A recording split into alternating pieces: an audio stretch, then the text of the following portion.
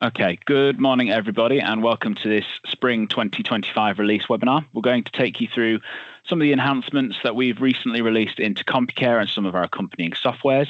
As a note, we expect this webinar to run for approximately an hour, but as a quick note, if we do go over and you aren't able to stick around today, then don't worry, as we are going to be recording this session and it'll be available to watch on the StreetSeaver YouTube channel if you want to revisit it in the coming weeks.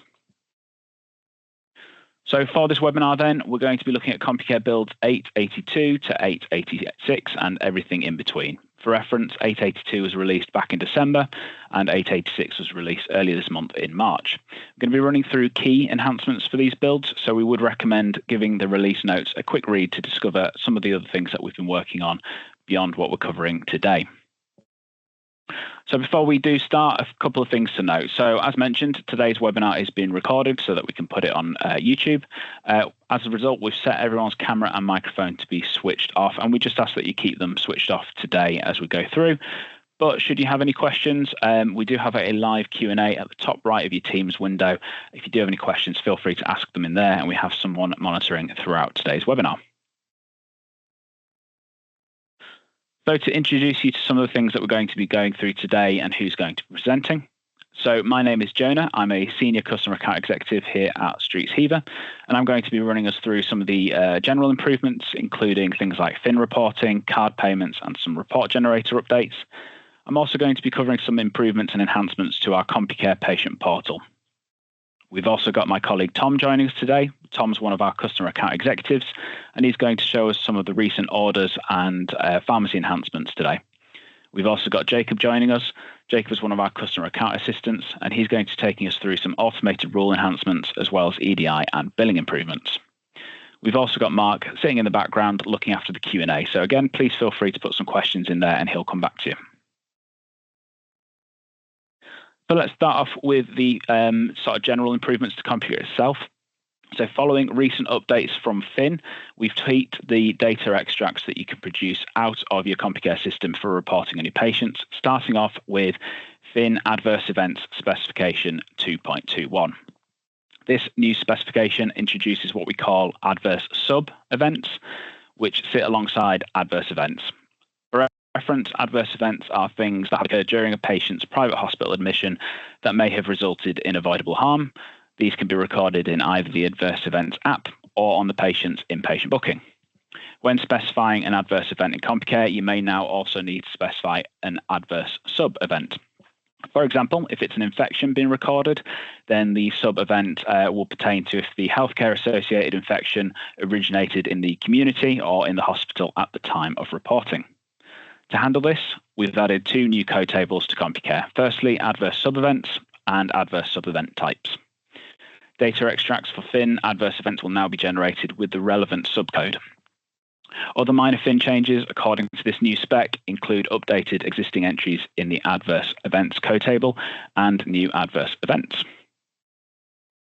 We've also updated Compucare to handle sensitive diagnoses and procedures. So we've worked with PHIN on how to handle the reporting of things like STIs and STDs and their associated procedures to PHIN.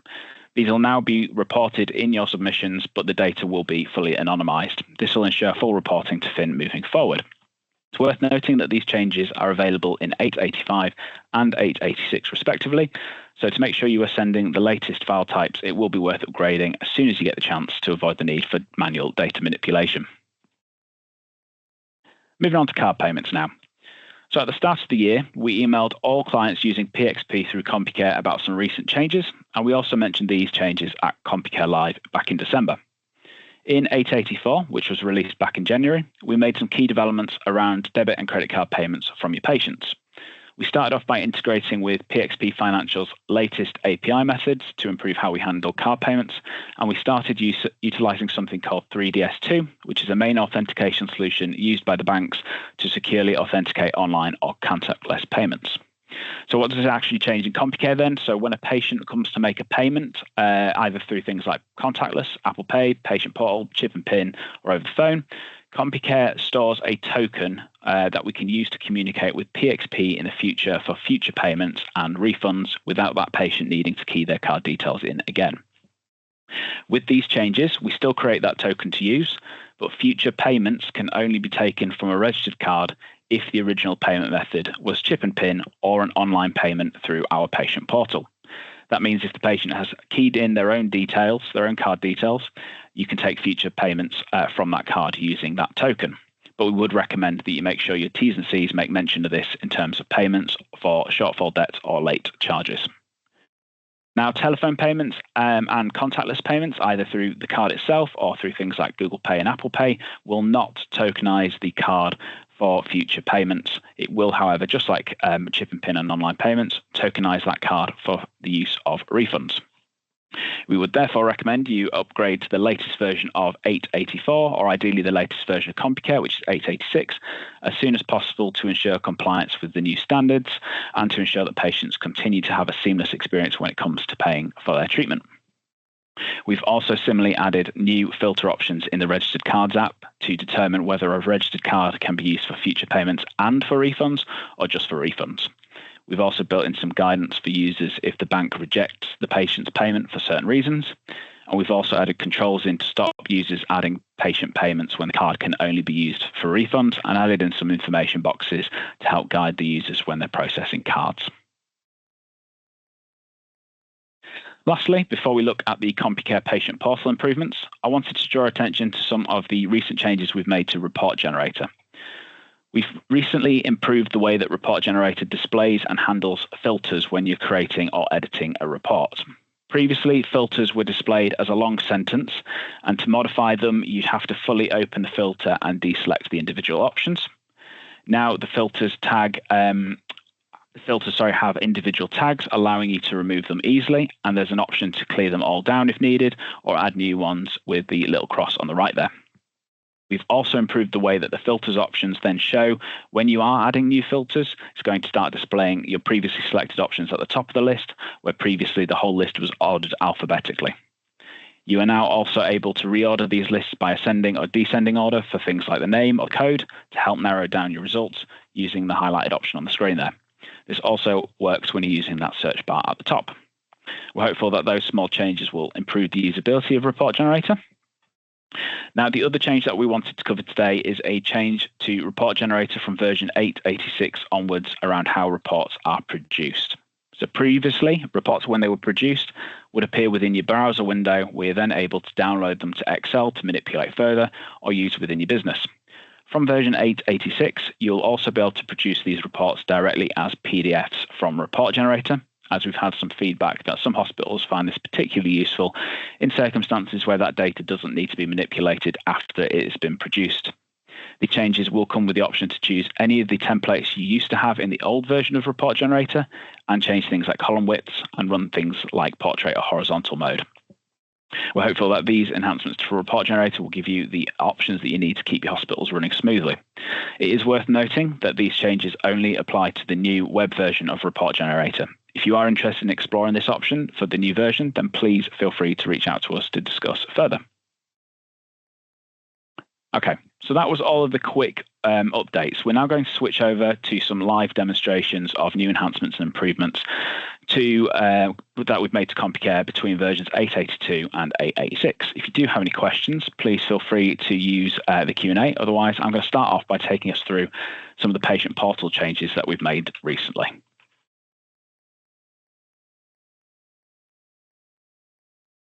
I'm just going to quickly sign in. So this is our test patient portal. So I've got a test patient on screen. This has all been set up for our fake Street Heaver hospital. I've got a few user stories to run through in here. The first one is for online bookings and the slots that are shown to patients when they're trying to make their own online bookings. So we're going to start off with the process for making an online booking. So I'll go to my bookings tab and make a new appointment at the top right.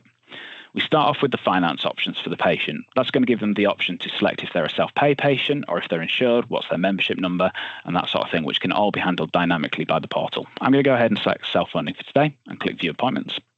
That's then going to display all of the available clinicians who can see self-funding patients, but I'm going to go ahead and filter down by a specific clinician, Dr. Annandale, in here. What we've done is we've improved the patient portal's handling of appointment lengths in here. You can see we've got some options for knee appointments, and the same for hip. These are the treatment function services that we've got set up on our clinician's record and in their availability.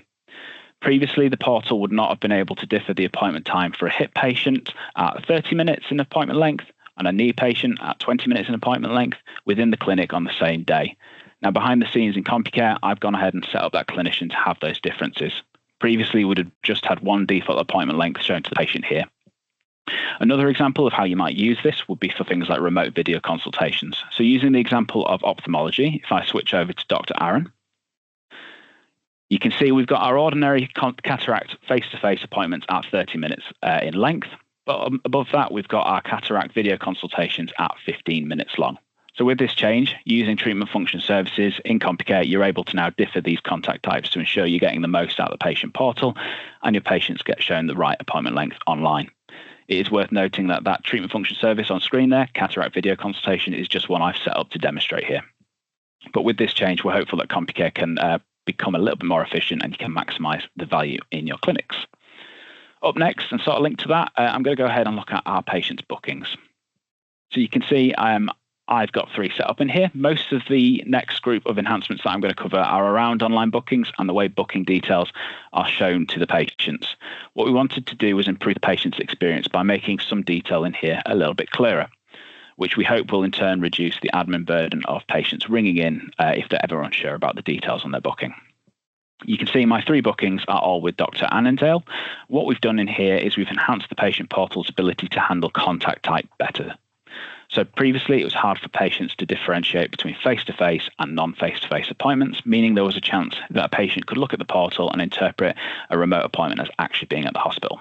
You can see we've got individual icons on all 3 of these appointments denoting the appointment type. So we've got our face-to-face appointment.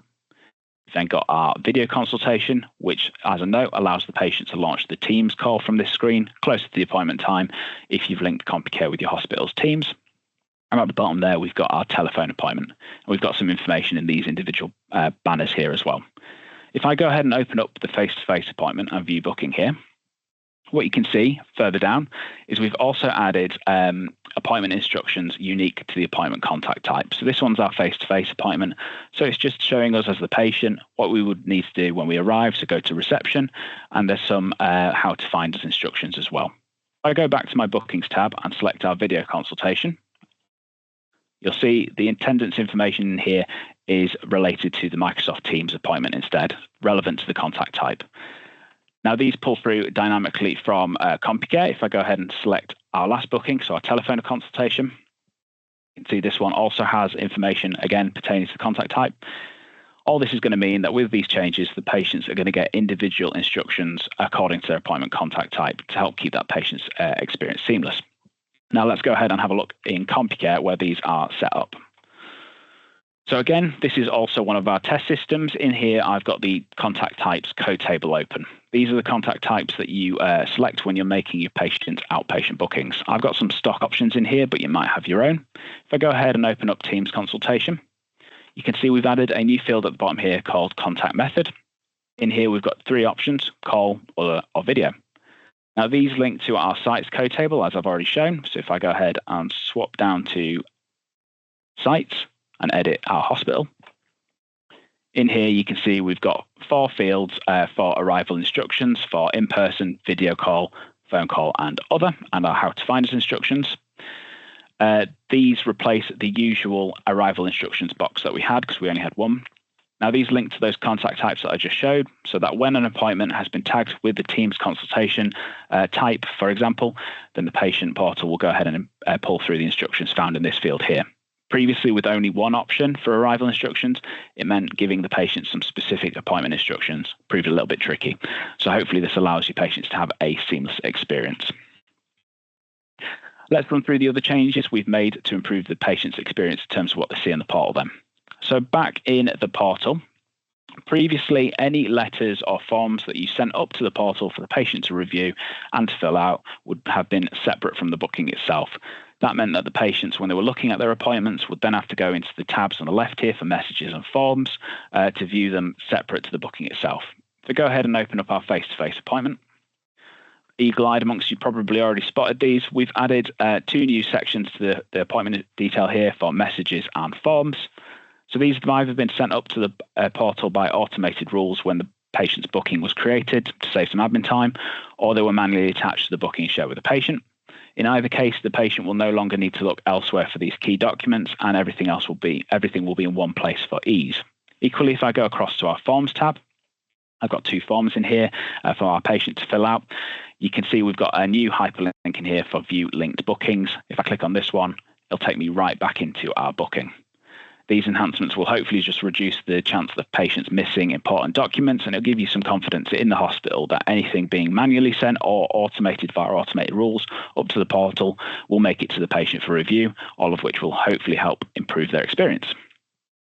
Lastly, if I open up one of these letters on this booking here, go to View. Our template is just one of our own. Yours might look a little bit nicer than ours, but you can see we've got an appointment instruction section on here, which has pulled through those instructions pertaining to our contact types. This is our face-to-face appointment, so it's letting the patient know that they should go to reception upon arrival. If I go ahead and switch to our video consultation and look at the same letter for that booking, you'll see this one, again, pulling through those instructions to be prepared to join a Microsoft Teams call.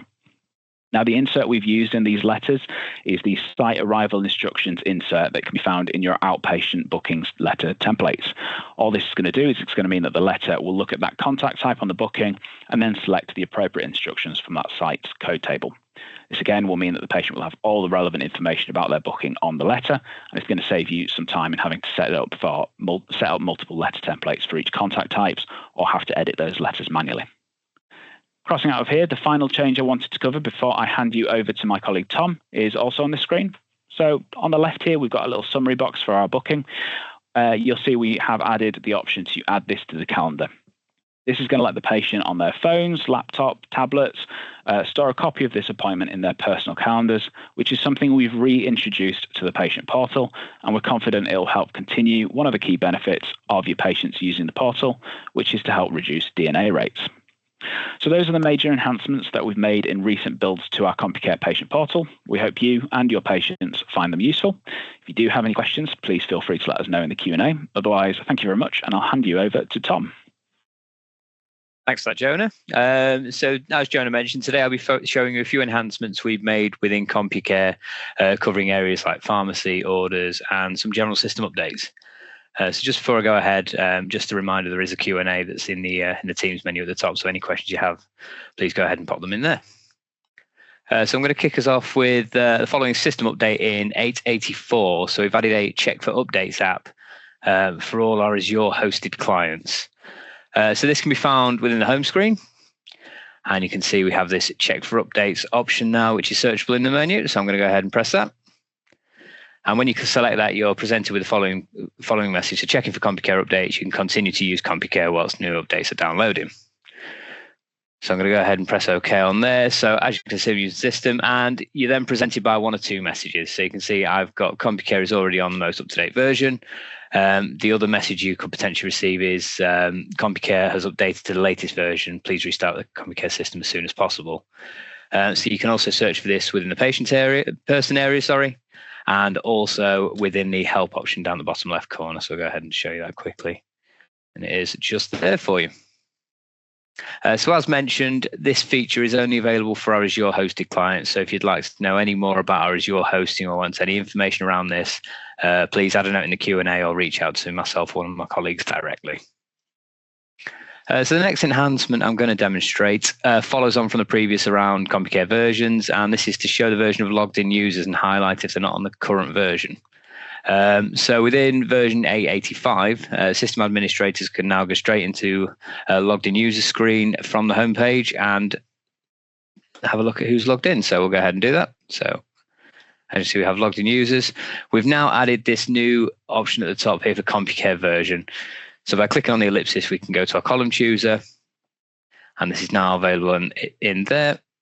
And then this clearly displays each version that each user is on. So one reason this is highly beneficial in the case of any hot fixes being applied to the system, so you can immediately get people to update the system and make sure they're on the latest version.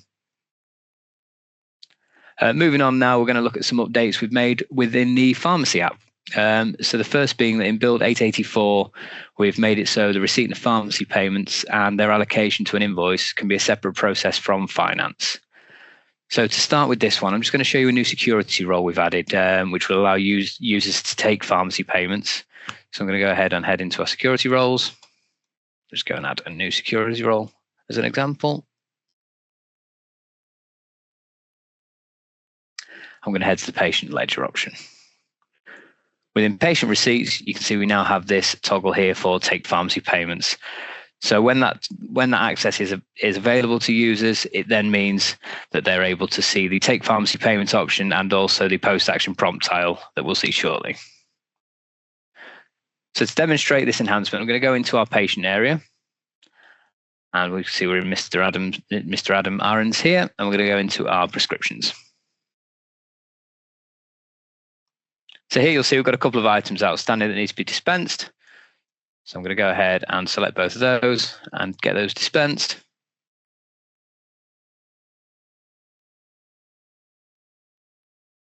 When these items are dispensed, you can see it's now presented this take pharmacy payment tile here.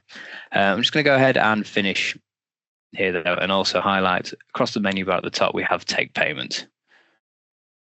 So when I select take payment on either of these items, it will associate any items that are prescribed associated to the same booking. So these both just have a standard prescription price. So when I go ahead, you can see the price is loaded as £19.30. So we'll just go ahead and complete this payment.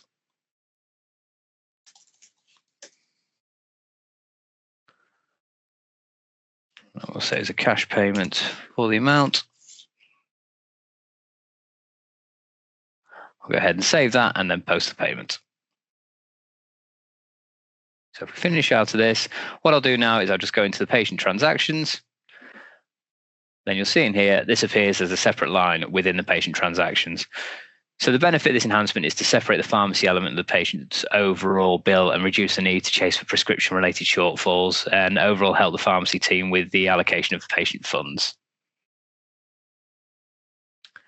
So going back to our home screen, continuing with our pharmacy-related improvements, from Build 882 onwards, the system now warns you if you're dispensing something against prescription older than 28 days and also older than 6 months. So from the home page, we're going to head into our prescriptions app. So within the prescriptions app, we've made a number of changes to help flag potential expiration dates on prescriptions. So looking at these, you can see we now have these coloured status indicators next to each patient.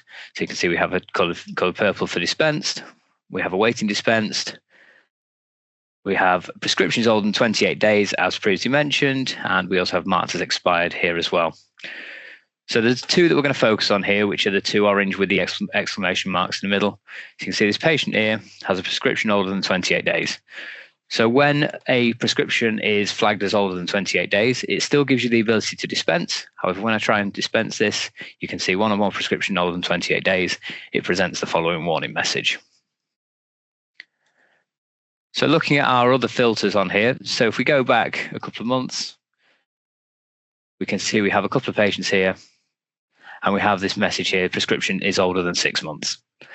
So the slight change with this, if I was to go into this patient, I'm now unable to dispense this item. I also cannot print this prescription. However, the only option now is to mark this as expired. So if I go ahead and mark this as expired, you'll see the status indicator changes to red and it strikes through the record. So one last pharmacy-related enhancement we've added to Build 882 also is the ability to mark prescriptions as fulfilled externally when items are not dispensed by the hospital. So within our prescriptions app, I'm just going to go ahead and look at our list of patients for today. We have a patient here. So this feature has been added for instances where a hospital sort of prescribes an item where the drug may not be in stock and the patient collects this from another location. So next to dispense, we now have a drop-down option for fulfilled externally. So if I go ahead and select this, you'll see we're now presented with a mandatory field for fulfilled external reason. So if I go ahead and select drug not stocked and complete, You'll see on the reading pane on the right, it now states no, fulfilled externally for dispensed, and also the reason in there for drug not stocked. You'll also see the status indicator as well is green, so it differentiates between the dispensed. We've also made some changes within our filters as well. So previously, this heading here stated is dispensed. We've now changed it to dispense status, which is a multi-select field, so you can select several items there just to break this down. So yeah, all these pharmacy enhancements really help to add further granularity and detail within our pharmacy app. So moving on now, the next area of the system I'm going to cover where we've made some key enhancements is within our orders app. So our aim for these is to improve Compucare as a RIS, and this is something we've covered previously in webinars, and we're going to continue to do so. So the first of those I'm going to show you today is the option to show modification justification in the reading pane when a service request is changed. So I'm going to go into our orders app.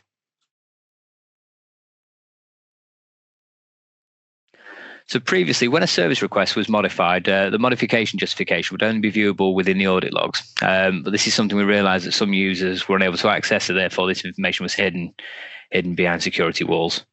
So now within Build 884, we've added this field to the reading pane on the right-hand side. So I'll go ahead and show you this. So we'll go ahead and select our patient here. And if we go ahead and edit the service request. So you can see it's currently booked in for an MRI chest wall. But if I go ahead and edit that and say that it requires contrast as well, you'll see this mandatory field has appeared here for modified justification. So we'll just put a reason of contrast in there and we'll go ahead and save this.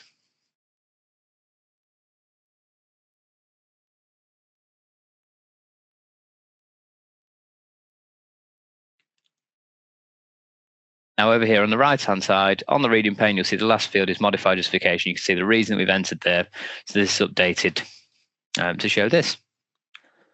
So the next enhancement we've added to our orders app is the ability to record order acceptance deferment and order report deferment reasons.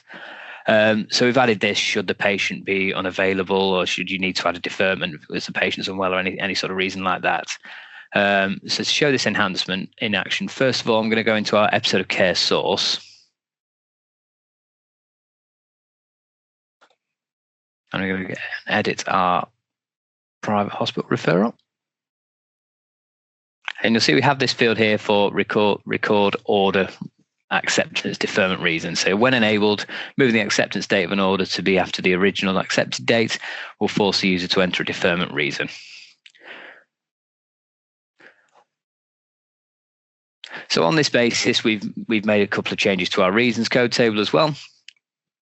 So if I was to go into here and add a new reason, you can see within type, we've added two new type of reasons. So order acceptance deferment reason and order report deferment reason. So if we go ahead and demonstrate this, we'll go back into our orders app.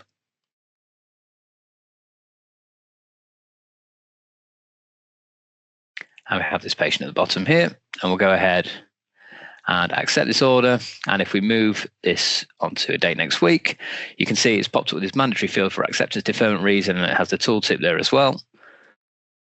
And if we want to accept, and we'll say patient choice as they're unavailable.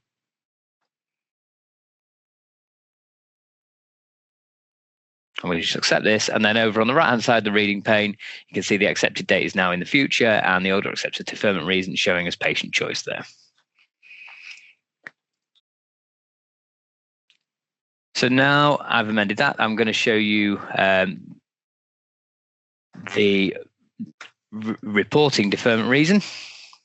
So within this patient at the top here, if we go ahead and complete this, this is a non-mandatory field we've added. So it can be added with the column chooser, which is just in here within edit layout.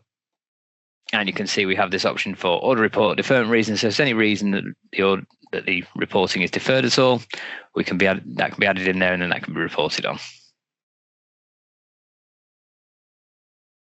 So we'll just cancel out of that. So moving on to our next enhancement. So from 882, we've now amended the system to ensure that next free multi-booking takes into account a service request default duration. So looking at some setup here, we're going to go into our service request code table.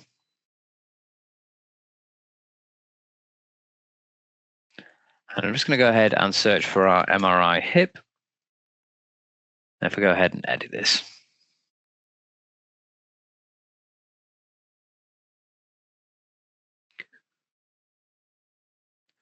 So within here, we can see the default booking duration for the MRI hip is 25 minutes. And it also requires a multi-booking appointment. So I'm also going to look at our MRI pelvis.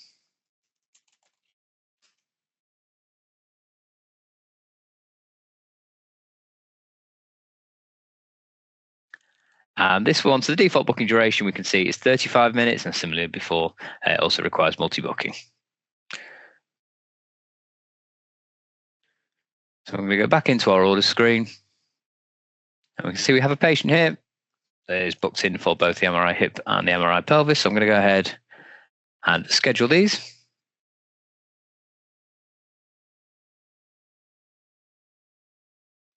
So over on the right-hand side, we have our configuration. So I have a configuration set up for MRI pelvis and hip. So I'm going to go ahead and select that. And you can see it's loaded the multi-booking there. And I'm going to go ahead and just drill into this first appointment here. So scrolling down, you can see we have the default duration mandatory field, and we've now added the option for orders.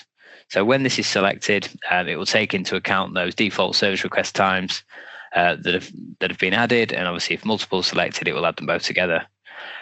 We also have this fallback duration field here. So the fallback duration has a tooltip note there, but effectively it means that if either of the service requests do not have a default duration associated to them, the fallback duration will then be used instead. So in this case, it'll be 20 minutes. So if we go ahead and press next and then search.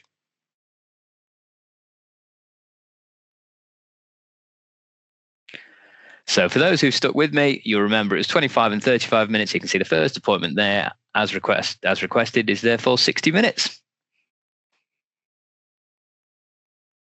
So moving on now, the final enhancement I'm going to show you today is within build 885, and it's the ability to specify against service request a default next free or next free multi-booking configuration. So firstly, looking at the setup of this, I'm going to go into our service request code table.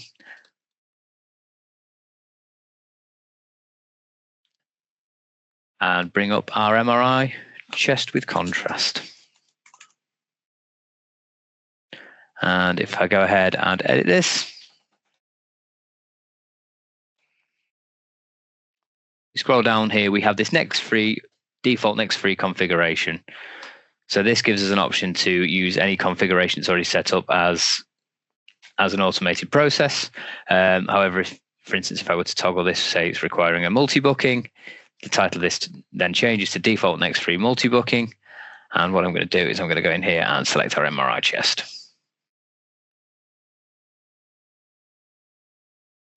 So going back to our order screen with that saved.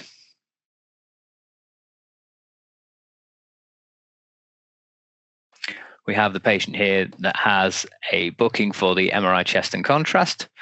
So now with that setting in place, I'm going to go ahead and press schedule.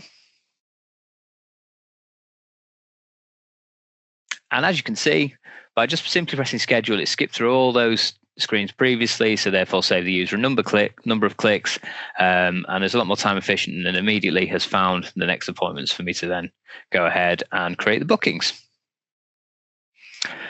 So that's all the enhancements I'm going to show you today. Thank you very much for your time. So I'm now going to hand over to my colleague Jacob, who has some more exciting enhancements to show you. Thank you for that, Tom. Today I'm going to be showing you some of the functionality we have added in Compucare around automated rules, billing, and EDI. We did touch on automated rules on the last webinar, but for those who are unaware of what automated rules do, they are triggers within Compucare that send forms and notifications to the patient. We've also extended this functionality to notify and referring organizations, which I will show you in a moment amongst other enhancements. These triggers enable specific actions based on user behavior without requiring further input from the user. The first user story I just wanted to show you was released in 882. This enhancement allows you to configure Compucare to automatically notify a referring organisation, such as a GP practice, when an order they have requested is set to a specific status. So when an order report is verified, Compucare can automatically send the report to the requesting organisation. So using this functionality does require a bit of setup. So I'm going to first go to the new code table of notification contacts. So this is where we set up the names and email addresses of a referring organisation that need to be updated of an order status. So you can see we have the Sleaford Medical Group here, which is a GP practice, and we have the MDT team and then a referring GP as well. So I just open one of these contacts up. You can see we just have the name and email address of the contact and then any further notes we want to set up for that specific contact. So the next code table we need to configure is notification groups. So you can see here we already have one set up for Sleaford Medical Group. And you can see here we just have those notification contacts that I've just shown you. We can, of course, add as many or few here as we would like. And finally, for the notifications, you can see here we have a rule set up for specific statuses. So I'll just open up the order report verified one that I've already created. You can see we have the name of the notification rule as well as the practice this links for. So this is important because the rule is triggered based on the referring organisation against the episode of care. So this is how this rule is triggered, as well as the order status that you can see here of report verified in this case, and then the notification group with all the contacts we've just shown as well. Of course, we can set notes on what this notification rule does as well. So I'll just head to automated rules to show you how we can configure this further. I've already created a few rules for this, so I'll just go for Sleaford, and then you can see we have a order update notification report verified rule. So I'll just open this up. You can see we have our new rule type of order notification, as well as a action type of send order notification with order processing notification template. You can see we've got our trigger conditions here. So this is, of course, when an order status changes.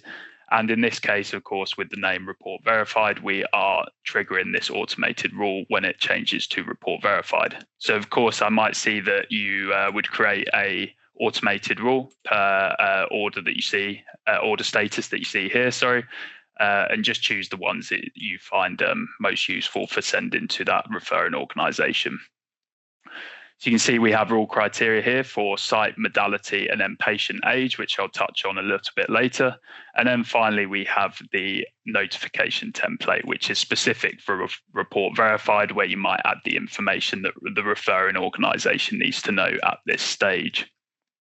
So you can see our from address, we've set this to system default, but we can send this to a location email. So if you want to send this from a radiology email address, for example, you can do so here. And you can also input a custom email address where this is where the email will come from. So as well as this rule, I also just wanted to show you this order report rule I've created. So again, we have the order notification as, the rule type as order notification, and then the action type of send order report. So the trigger conditions for this are hard coded. So of course, we wouldn't want to send the report to the referring organisation without it being report verified internally in Compucare. So that's why we've set this to hard coded. Again, we have our rule criteria, and the action parameters at the moment are hard coded to destination email. And again, we have this from address that we can change. So I'll just show you what this may look like on an example. So if I go to my orders app, you can see here we have an order, and the episode of care under this order has a GP practice of the Sleaford Medical Group. And then if you look on the right-hand side, we do have this status of report verified. So what that means is this will trigger those two automated rules I've just sent you. And I'll just show you what this looks like via an email. So you can see here we have these notification contacts that we had a look at earlier. And then we just have any information regarding what we want to let the referring organisation know about the status. So you can see we just got the status has been updated to report verified, and you should receive a further email with an attached report. So I'll just show you what this report may look like. You can see again, we've got our notification contacts, and then we've just got the report here as well. So I'll just open up that.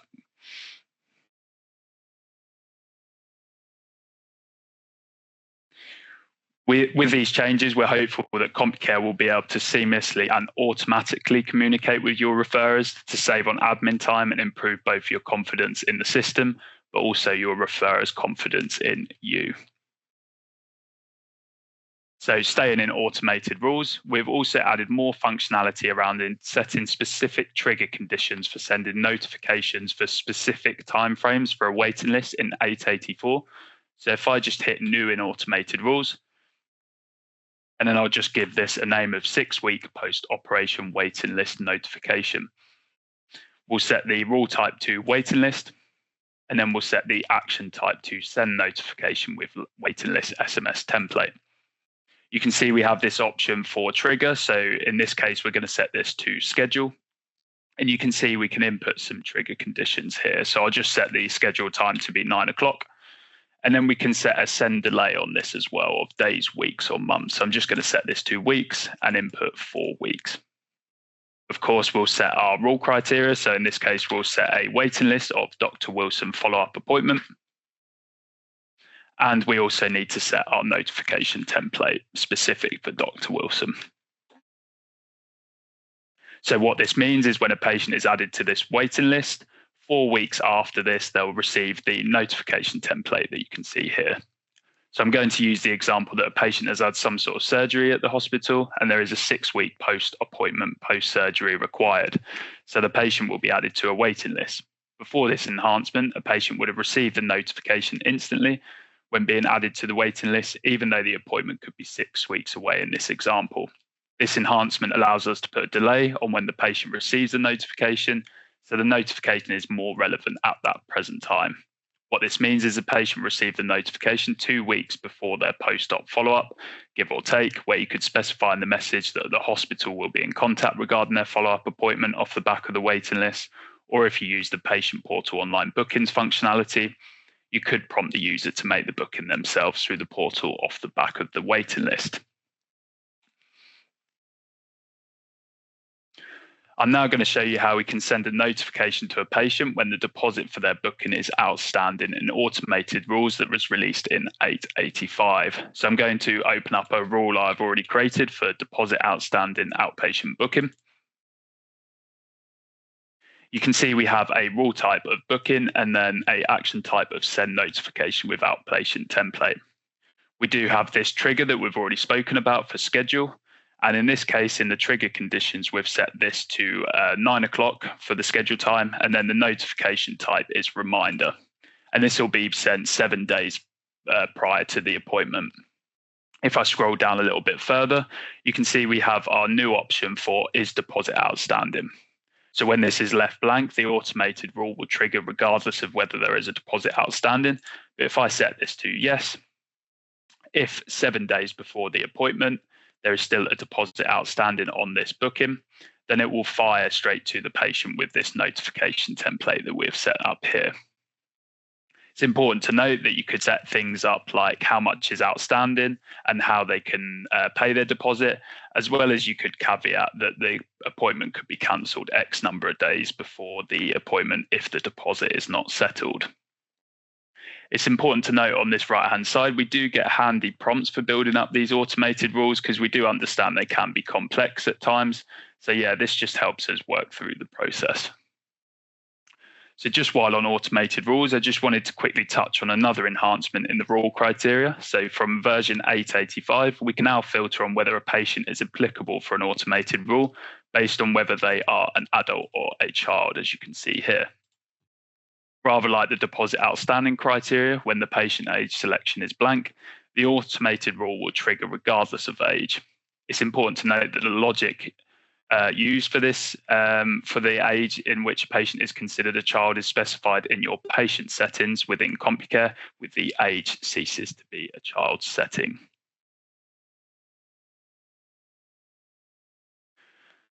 So that was pretty much all I wanted to show you in automated rules. So I'm going to now move on to the changes we have made around patient estimates.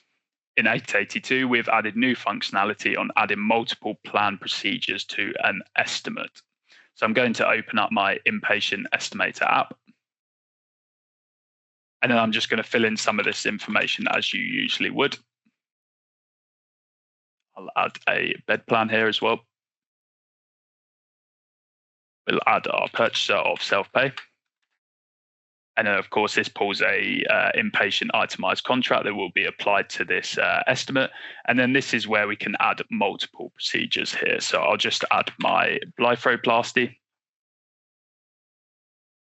And then I'll add my rhinoplasty as well. Sorry. Code wrong there. That's the one. Perfect. So we've added these two multiple procedures here, so we can reorder these if it makes sense chronologically in the estimate to show this way. But also, if you have a contract rule for a second procedure discount, for example, we want to make sure the correct procedure is getting the discount. So if I just select estimate,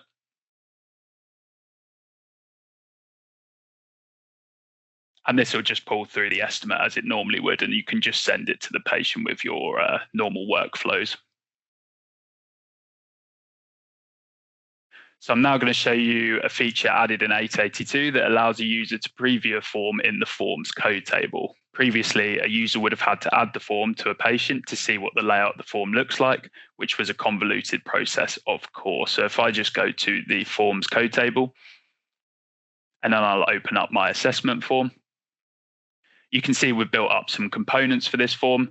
We also get the option now to preview the form. So in this case, this will just show what the clinician might see when they're filling out this form. So I'll just go ahead and fill some of this out. And we also get the option at the top of the screen to see the form in read in pane mode. So if I toggle this, this is what you may see in the patient timeline or the form results app, for example, on the right read in pane. So this is a really handy feature as well. So this enhancement allows you to test new forms seamlessly without the need to add the form to a patient profile.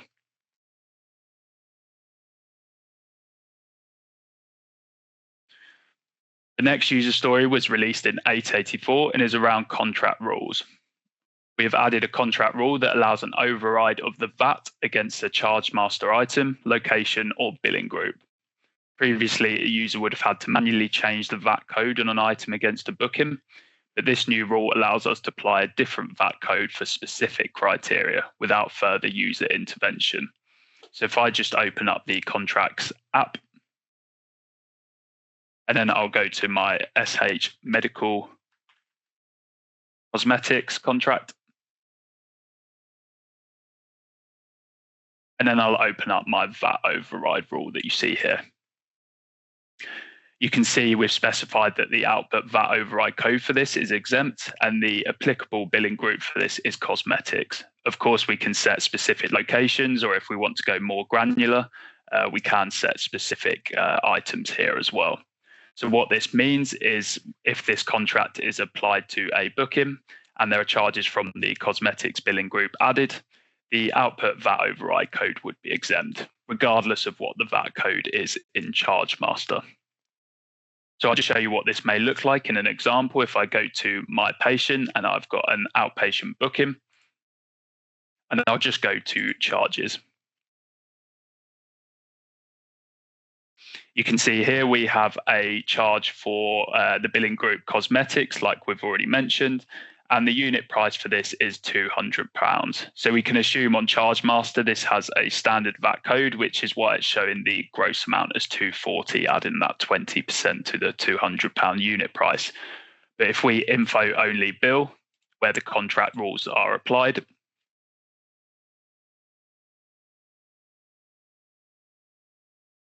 you'll see on the patient invoice after these contract rules have applied that the VAT is now zero and we've just got that standard unit price. So I'm just going to finish off before handing back over to Jonah with the enhancements we have made around EDI.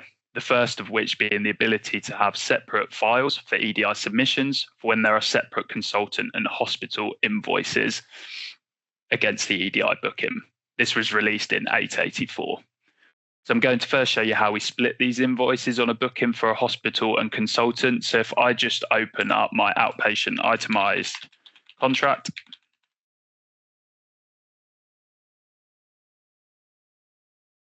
and then I'll open up this child rule for bill to separate invoice.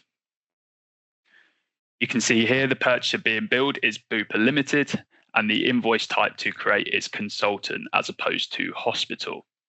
The applicable billing group for this is professional fees. So again, we can specify locations and go more granular again with items. But in this case, if this contract is applied to a booking and there are charges from the professional fees billing group added, the invoice type will create there will be a separate invoice created for consultant.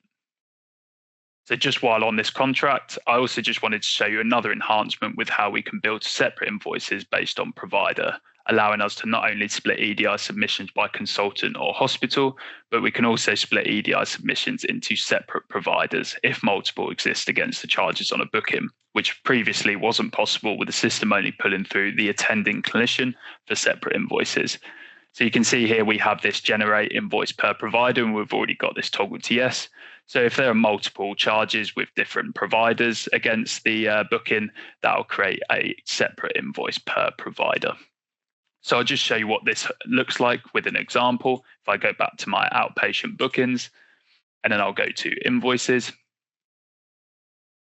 you can see we have 3 separate invoices here. So if we look at this invoice type on the right-hand side, we have an invoice type of consultant. The second invoice has the exact same thing of invoice type of consultant. And then the final one has an invoice type of hospital. So what we can assume with this booking is that there have been charges added from the professional fees billing group, and that's why it's split into hospital and consultant.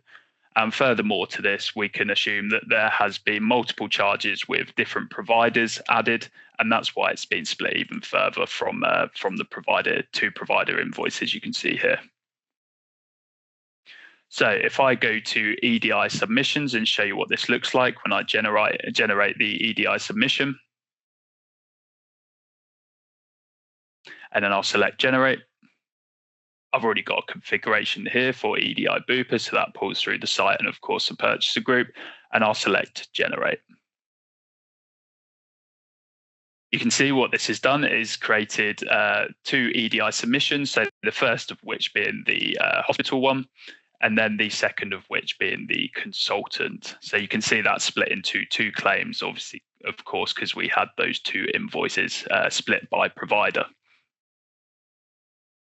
So in the final user story, before handing back over to Jonah, I'm just going to show you how we have extended the functionality around EDI group validation rules with increased flexibility and allowable membership number lengths for the PPP EDI group. This was released in 885. So if I go to EDI validation groups, and then I'll select PPP healthcare, I'll just scroll down to the membership numbers that you can see here. I just wanted to draw your attention to the INTL membership number. Previously, you were only able to input 7 numbers after the INTL, but AXA have confirmed that this has been extended to allow 8 numbers after the INTL. So we have made these changes accordingly. Thank you very much for listening, and I'll now hand you back over to Jonah. Thank you very much, Jacob and Tom. So that brings us to the end of our live demos for the new functionality that we've released between versions 882 and 886.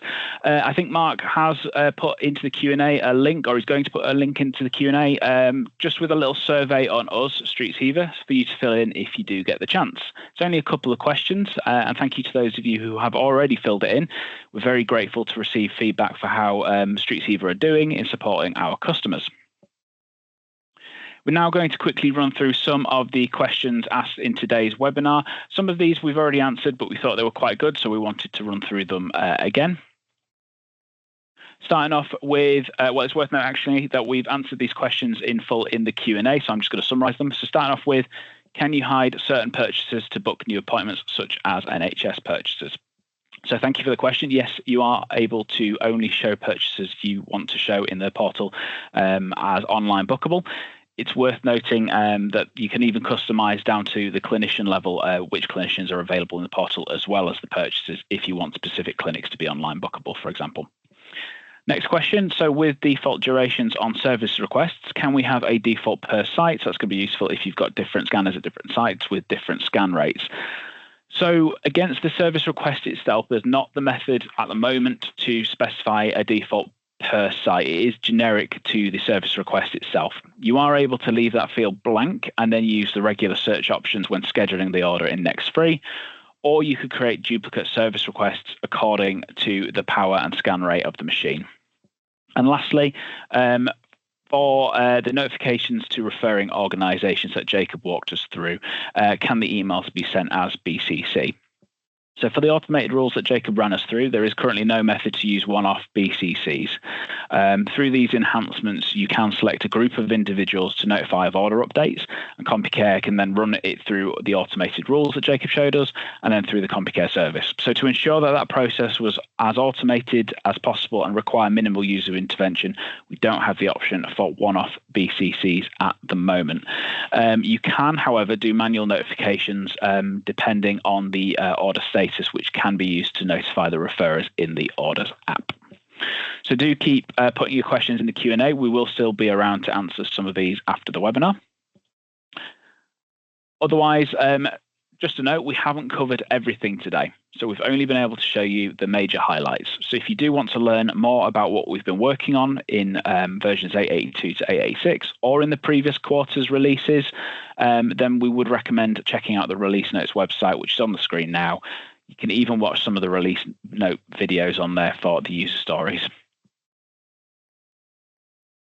If you would like, we do have more ways to stay up to date with Compucare beyond our webinars. So we have our YouTube channel, which you can subscribe to for any of the new videos that come out. So there's a lot of resources on there around enhancements, new features, things like the patient portal, and of course, all the previous webinars and soon to be this one as well. We also have our LinkedIn and our blogs on our website, which we regularly post on there to keep up to date with yourselves. If you do have any more questions from today that we haven't answered, or if you think of anything afterwards, then please feel free to keep in touch with us. Our details are at the bottom of the screen, and we will come back to you. Otherwise, that brings us to the end of this webinar. Thank you very much for attending. We look forward to seeing you at the next one, but please do keep in touch if there's anything we can help with.